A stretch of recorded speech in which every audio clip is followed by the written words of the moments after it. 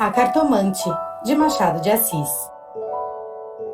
Hamlet observa a Horácio que há mais coisas no céu e na terra do que sonha a nossa filosofia. Era a mesma explicação que dava a bela Rita ao moço Camilo, numa sexta-feira de novembro de 1869, quando este ria dela por ter ido na véspera consultar uma cartomante.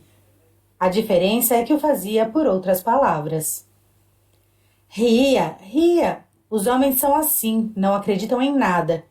Pois saiba que fui, e que ela adivinhou o motivo da consulta antes mesmo que eu lhe dissesse o que era. Apenas começou a botar as cartas, disse-me: "A senhora gosta de uma pessoa." Confessei que sim, e então ela continuou a botar as cartas, combinou-as e no fim declarou-me que eu tinha medo de que você me esquecesse, mas que não era verdade. Errou, interrompeu Camilo rindo. Não diga isso, Camilo. Se você soubesse como eu tenho andado por sua causa, você sabe, já lhe disse. Não ria de mim, não ria. Camilo pegou-lhe nas mãos e olhou para ela sério e fixo. Jurou que lhe queria muito, que os seus sustos pareciam de criança. Em todo caso, quando tivesse algum receio, a melhor cartomante era ele mesmo. Depois repreendeu-a. Disse-lhe que era imprudente andar por essas casas. Vilela podia sabê-lo e depois... Qual saber? Tive muita cautela ao entrar na casa. Onde é a casa? Aqui perto, na rua da Guarda Velha. Não passava ninguém nessa ocasião. Descansa, eu não sou maluca. Camilo riu outra vez. Tu crês deveras nessas coisas? Perguntou-lhe. Foi então que ela, sem saber que traduzia Hamlet em vulgar, disse-lhe que havia muita coisa misteriosa e verdadeira nesse mundo. Se ele não acreditava, paciência. Mas o certo é que a cartomante adivinhara tudo. Que mais? A prova é que ela agora estava tranquila e satisfeita. Cuido que ele ia falar, mas reprimiu-se. Não queria arrancar-lhe as ilusões. Também ele, em criança, e ainda depois, foi supersticioso. Teve um arsenal inteiro de crendices que a mãe lhe incutiu e que aos 20 anos desapareceram. No dia em que deixou cair toda essa vegetação parasita e ficou só o tronco da religião, ele, como tivesse recebido da mãe ambos os ensinos, envolveu-os na mesma dúvida e logo depois em uma só negação total. Camilo não acreditava em nada. Por quê? Não poderia dizê-lo. Não possuía um só argumento. Limitava-se a negar tudo. E digo mal, porque negar é ainda afirmar, e ele não formulava a incredulidade. Diante do mistério, contentou-se em levantar os ombros e foi andando. Separaram-se contentes, ele ainda mais que ela. Rita estava certa de ser amada. Camilo não só o estava, mas via-a estremecer e arriscar-se por ele, correr às cartomantes e, por mais que a repreendesse, não podia deixar de sentir-se lisonjeado. A casa do encontro era na antiga Rua dos Barbonos, onde morava uma comprovinciana de Rita. Esta desceu pela Rua das Mangueiras na direção de Botafogo, onde residia. Camilo desceu pela da Guarda Velha, olhando de passagem para a casa da cartomante. Vilela, Camilo e Rita. 3 nomes, uma aventura e nenhuma explicação das origens. Vamos a ela. Os 2 primeiros eram amigos de infância. Vilela seguiu a carreira de magistrado. Camilo entrou no funcionalismo contra a vontade do pai, que queria vê-lo médico. Mas o pai morreu e Camilo preferiu não ser nada até que a mãe lhe arranjou um emprego público.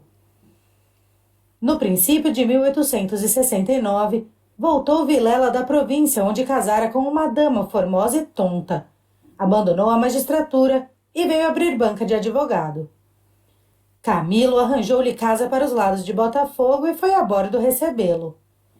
"É o senhor?" exclamou Rita, estendendo-lhe a mão. "Não imagina como meu marido é seu amigo. Falava sempre do senhor." Camilo e Vilela olharam-se com ternura. Eram amigos deveras. Depois, Camilo confessou de si para si que a mulher do Vilela não desmentia as cartas do marido. Realmente era graciosa e viva nos gestos, olhos cálidos, boca fina e interrogativa. Era um pouco mais velha que ambos. Contava 30 anos, Vilela 29 e Camilo 26. Entretanto, o porte grave de Vilela fazia-o parecer mais velho que a mulher, enquanto Camilo era um ingênuo na vida moral e prática. Faltava-lhe tanto a ação do tempo, como os óculos de cristal que a natureza põe no berço de alguns para adiantar os anos. Nem experiência, nem intuição. Uniram-se os três. Convivência trouxe intimidade. Pouco depois morreu a mãe de Camilo, e nesse desastre que o foi, os dois mostraram-se grandes amigos dele. Vilela cuidou do enterro, dos sufrágios e do inventário. Rita tratou especialmente do coração, e ninguém o faria melhor. Como daí chegaram ao amor, não o soube ele nunca. A verdade é que gostava de passar as horas ao lado dela. Era sua enfermeira moral, quase uma irmã, mas principalmente era mulher e bonita. Odor de feminina, eis o que ele aspirava nela e em volta dela para incorporá-lo em si próprio. Liam os mesmos livros, iam juntos a teatros e passeios. Camilo ensinou-lhe as damas e o xadrez e jogavam às noites. Ela mal. Ele, para lhe ser agradável, pouco menos mal. Até aí as coisas. Agora a ação da pessoa. Os olhos teimosos de Rita, que procuravam muita vez os dele, que os consultavam antes de o fazer ao marido, as mãos frias, as atitudes insólitas. Um dia, fazendo ele anos, recebeu de Vilela uma rica bengala de presente e de Rita apenas um cartão com um vulgar cumprimento a lápis. E foi então que ele pôde ler no próprio coração. Não conseguia arrancar os olhos do bilhetinho. Palavras vulgares, mas há vulgaridades sublimes, ou pelo menos deleitosas.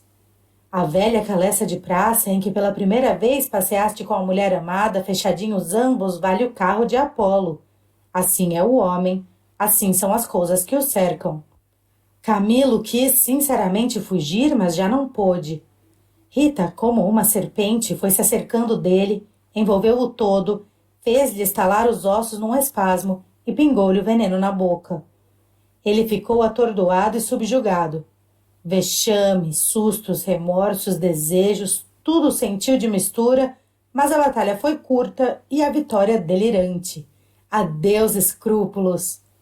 Não tardou que o sapato se acomodasse ao pé, e aí foram ambos, estrada fora, braços dados, pisando folgadamente por cima de ervas e pedregulhos, sem padecer nada mais que algumas saudades quando estavam ausentes um do outro. A confiança e estima de Vilela continuavam a ser as mesmas. Um dia, porém, recebeu Camilo uma carta anônima, que ele chamava imoral e pérfido, e dizia que a aventura era sabida de todos. Camilo teve medo e, para desviar as suspeitas, começou a rarear as visitas à casa de Vilela. Este notou-lhe as ausências. Camilo respondeu que o motivo era uma paixão frívola de rapaz. Candura gerou astúcia. As ausências prolongaram-se e as visitas cessaram inteiramente. Pode ser que entrasse também nisso um pouco de amor próprio, uma intenção de diminuir os obséquios do marido para tornar menos dura a aleivosia do ato. Foi por esse tempo que Rita, desconfiada e medrosa, correu à cartomante para consultá-la sobre a verdadeira causa do procedimento de Camilo. Vimos que a cartomante restituiu-lhe a confiança e que o rapaz repreendeu-a por ter feito o que fez. Correram ainda algumas semanas. Camilo recebeu mais 2 ou 3 cartas anônimas, tão apaixonadas que não podiam ser advertência da virtude, mas despeito de algum pretendente.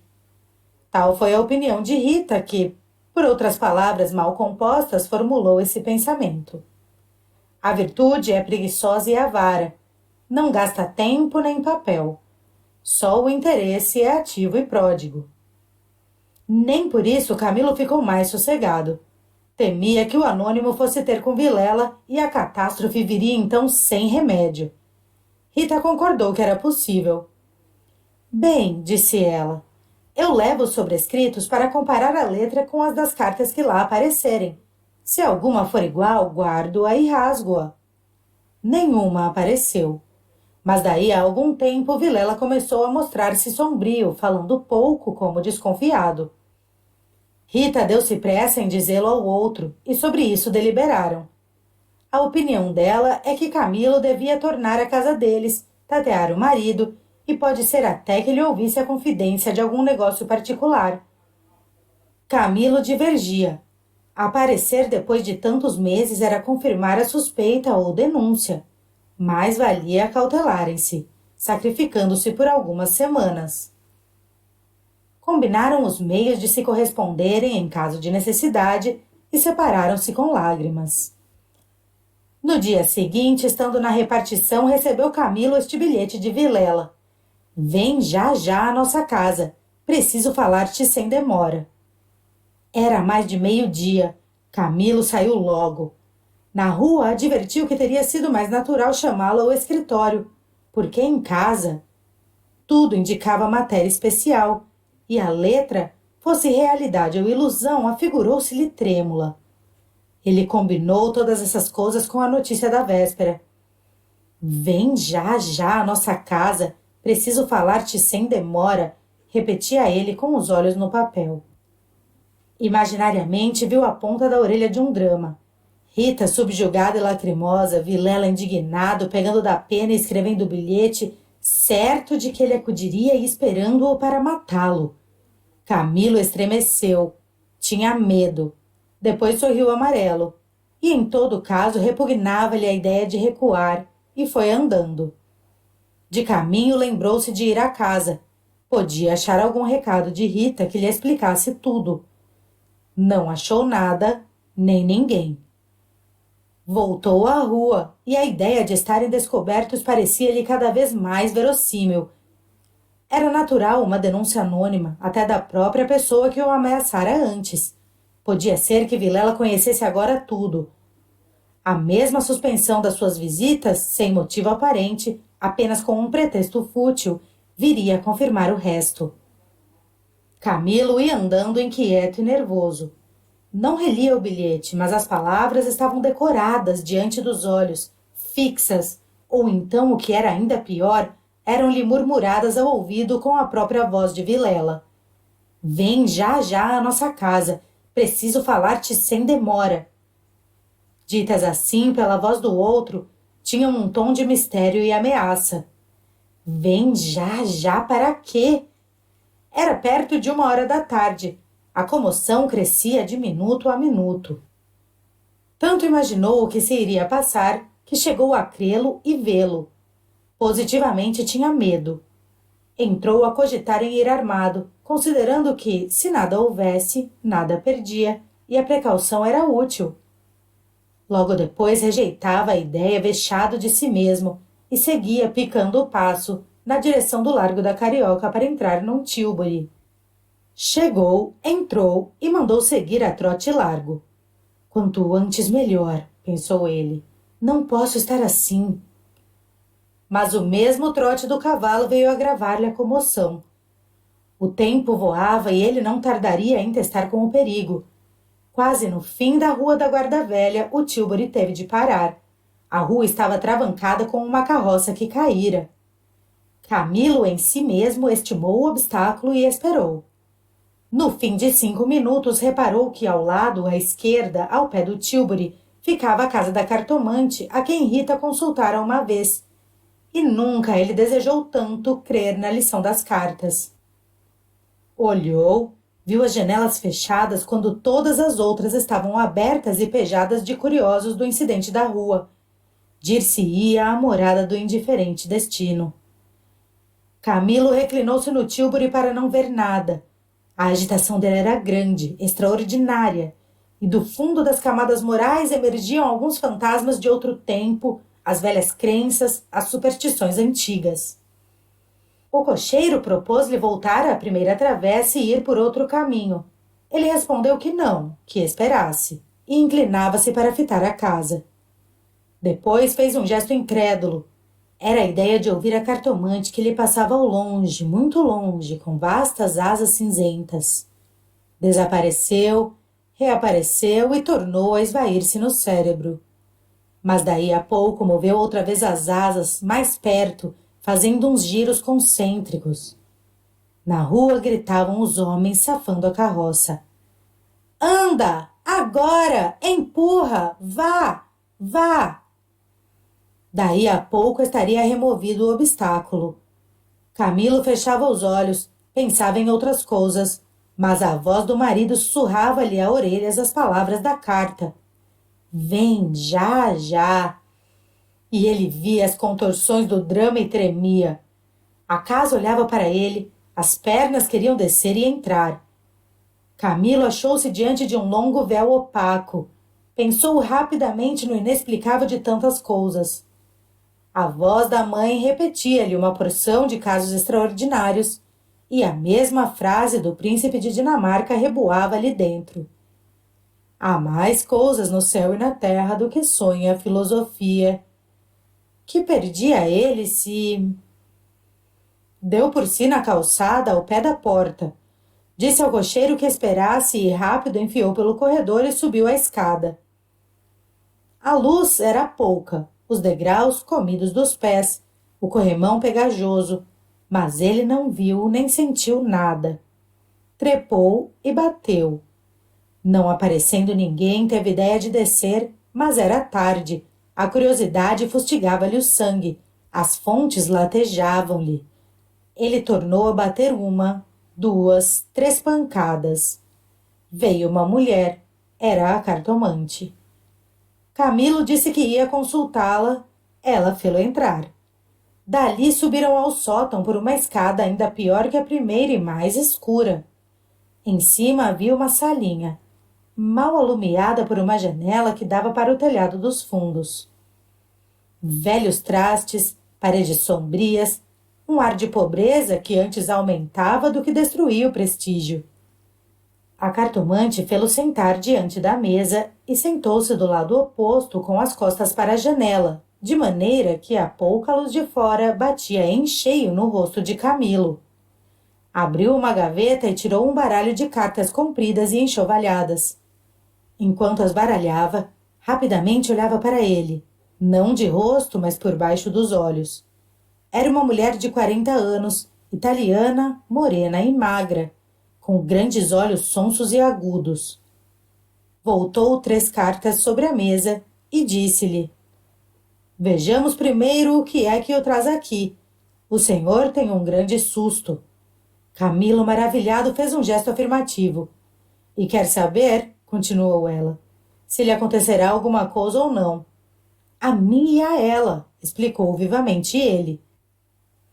A cartomante não sorriu, disse-lhe só que esperasse.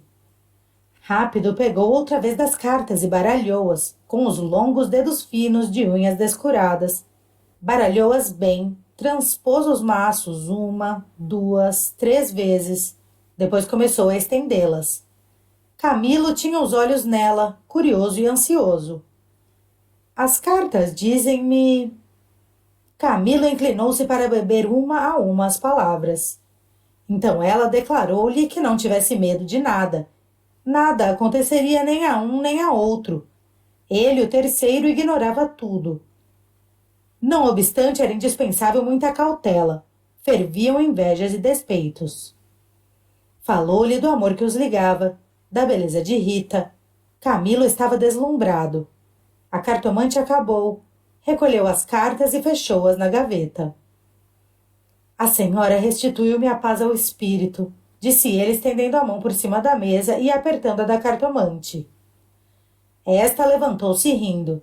Vá, disse ela. Vá, ragazzo innamorato.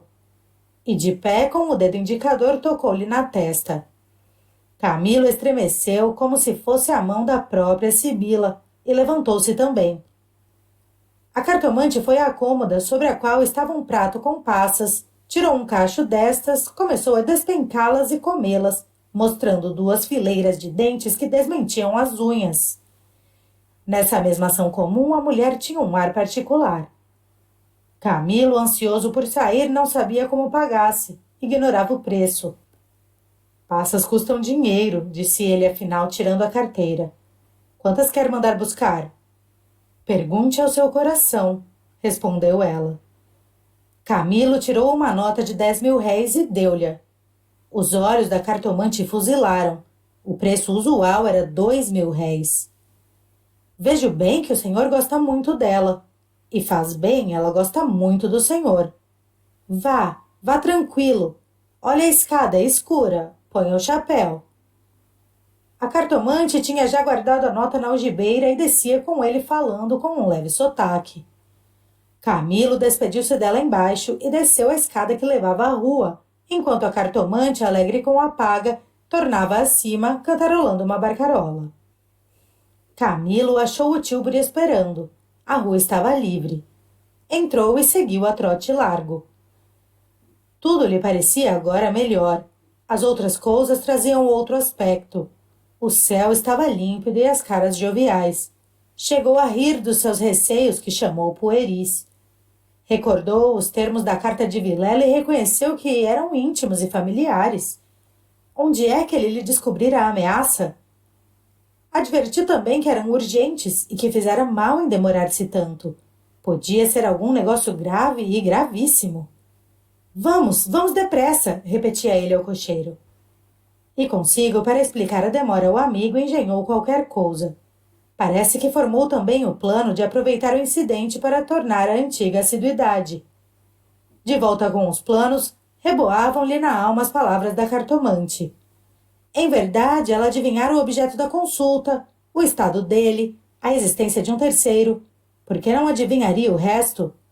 O presente que se ignora vale o futuro. Era assim, lentas e contínuas, que as velhas crenças do rapaz iam tornando-o de cima, e o mistério empolgava-o com as unhas de ferro. Às vezes queria rir, e ria de si mesmo, algo vexado.